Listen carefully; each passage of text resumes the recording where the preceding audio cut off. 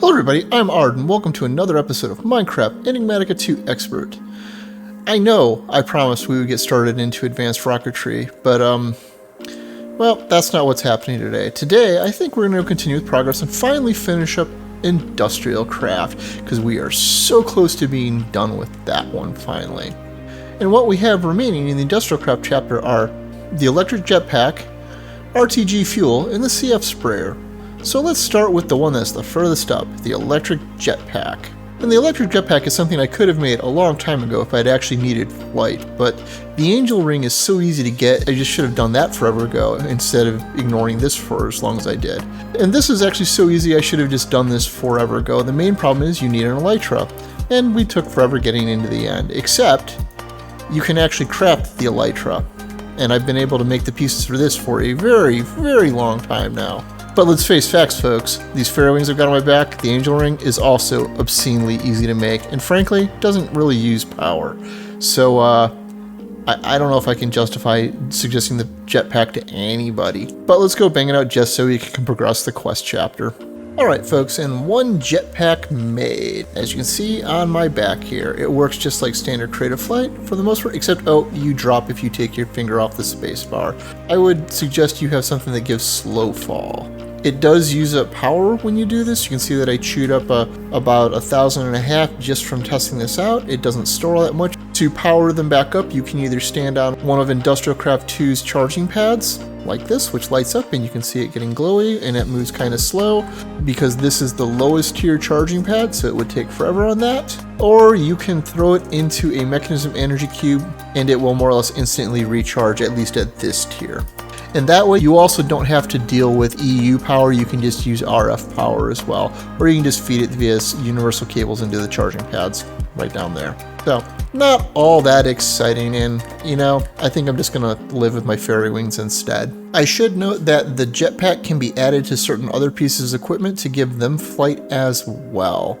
It's also required to make the quantum suit body armor, but realistically you should just get that as a drop from your mob farm anyways. Next up, let's get the Industrialcraft construction foam sprayer taken care of. That's the one down here, the CF sprayer. And this is Industrialcraft's version of cement, basically. It lets you quickly blast out a bunch of blocks to create walls or to create a facade around wires. And the CF sprayer itself is actually pretty easy to make. But if we're going to make this and we actually want to use it, we're also going to want to make the CF backpack, which lets you hold the liquid foam and requires CF sprayers to make as well. So I made the CF sprayer and the CF backpack. So now we should talk about what else you can do with it and what you need to be able to use it. And the first thing that you need is CF powder, which if you're using a nuclear reactor from Industrialcraft is pretty easy to get because you're going to have a ton of excess stone dust from processing the uranium, because it's a byproduct of a lot of stuff from the thermal centrifuge. And what you do with the CF powder is you turn around, realize your water's turned to ice, and you right click the CF powder onto the water,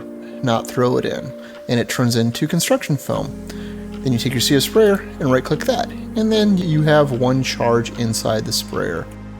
Then you can come over to scaffolds or wires, of which there are two types of scaffolds: normal scaffolds, which are just wood, or iron scaffolds, which are plates and iron fences, and make more. The wooden scaffold just makes normal construction foam walls. The other ones make reinforced ones, which are blast protected. And from what the wiki says, and I don't know if I entirely trust it, if you encase a nuclear reactor 4 layers deep in this, it will actually stop the explosion from destroying your base. So probably works, but I don't want to have to test that one live. So what you do is you then right click it and it sprays out a bunch of foam, and if you screw up you end up with a layer like that, and this will slowly harden into the actual walls. That said, there's actually a better way to fill this up, and more importantly, a faster way to fill up the backpack, which is what lets you spray out the whole thing. You can actually fill these up using the fluid solid canning machine, similar to enriching nuclear fuel, or making slightly more mundane things with it. So let me hook up some water to this and I'll show you what I mean. So you want it set to fluid enrich. You want your CF powder up here. Once you have as much as you want in there, you can do fill cell from tank and put the CF backpack in.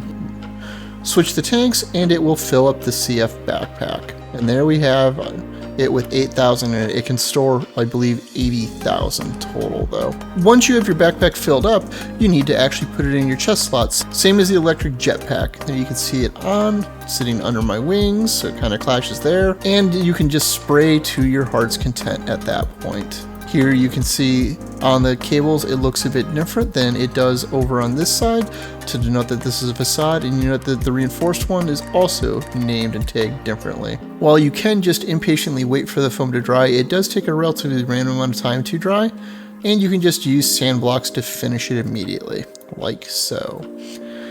And you'll notice that the reinforced ones actually make reinforced stone, which is actually something we can straight up craft in this pack and have used in crafts throughout the progress of the pack so far. What I didn't realize is that this is blast protected. This probably could have been used in the wither cage or elsewhere. Once you've got your blocks ready, you can then do another thing. You can create a painter, which is pretty simple. And you can dye it whatever colors you want to work with, which lets you paint the blocks whatever garish colors you like, but not the reinforced blocks. But this lets you at least hide your cables behind walls if you really want to. Alright, now that we've made the two that are of dubious use, let's make the one that's actually useful and is at the actual end game for Industrialcraft 2. And that's the RTG fuel, which this might sound familiar because RTG stands for Radioisotope Thermoelectric Generator, which if you remember we've made the Nuclearcraft versions of, and this does the exact same thing. The pellet itself is made from combined plutonium, which we're getting when we reprocess our spent fuel rods inside the thermal centrifuge. It kicks out a small amount of plutonium every single time. Going forward, we can use our nuclear reactor to use MOX fuel rods instead, which will actually return a surplus of plutonium and turn it into a breeder reactor. We'll want to automate that to do that in the future, instead of manually doing it, because the MOX fuel rods have half as much fuel in them as the uranium ones do, but it does kind of make it self-sustaining and allows you to create more free power as time goes on. So in addition to creating the fuel pellets, we also need to actually make the RTG itself, which isn't all that hard to make when you look at it, because it's just a reactor chamber, which, well, we already made a bunch of those. Okay, so I've got it made, and as a reminder, anytime you're mucking with plutonium, or anything from the nuclear end of Industrialcraft, make sure you're suited up properly, or you will die horribly. So let's start by putting the RTG on the ground, and taking a look inside it, and you can see that it has 6 slots and generates power. And then you remember to actually make your pellet of RTG fuel, and you can throw it into the RTG, and it starts generating power. They can take up to 6 pellets each, and these multiply the amount of power they generate. At this, I believe it's generating like 1 EU a tick or something like that. I believe it goes up to 32 per, which isn't a ton, except once you've got a breeder reactor going, this is free, and you can just start mass producing these and stacking them up. You can pretty much do the same thing with the Nuclearcraft side of the fence too, I believe, but I'm barely familiar with that side at all. So I'm going to go throw this back by my nuclear reactor and just slot it in there so I'm providing more power to the matter fabricator. And with that, I'll finish up. We've now completed out the Industrialcraft chapter. But that said, that doesn't mean I'm done with Industrialcraft. If you take a sweep around my base, you'll notice that I've slowly been replacing things over time that I no longer need or have been outdated, but the one constant has been the Industrialcraft wall. And that's because with overclockers, these machines can get obscenely fast. They dramatically use more power when you upgrade this. Like you can see, this is using 4,000 more power than it was. But when I'm only doing small time processing, not constant processing, I care more about speed than I do about power consumed most of the time. I just want it done. So these get used a lot. I use most of these machines all the time because they're just faster than most of the rest of this stuff right now. And I can put even more overclockers in most of them. They're not even maxed out yet. So unlike a lot of people who hate Industrialcraft, I actually love it. I understand what it's useful for the most part, and I find a lot of utility from all of these machines, more so than some of the other mods, which I use a lot of these other ones all the time too, but you notice they're just not nearly as filled out as this wall. Anyhow, let's pop open the loot chest from today and from the last couple episodes, and let's go take a look at what we got. And by what we got, I mean other than a nice new shiny green check mark. Anyhow, it's only 6 chests, so let's pop them open. Horse armor, tree that we can easily get, Nutella, thanks. Door drawer upgrade that is easy to make. Food we've eaten. And even more reactor casings. They're really telling me to get into extreme reactors. So, pretty much nothing all that exciting this time. But we did finish the chapter, and that is always welcome. So, as always, I'm Ard. Thank you for watching, and have a good day.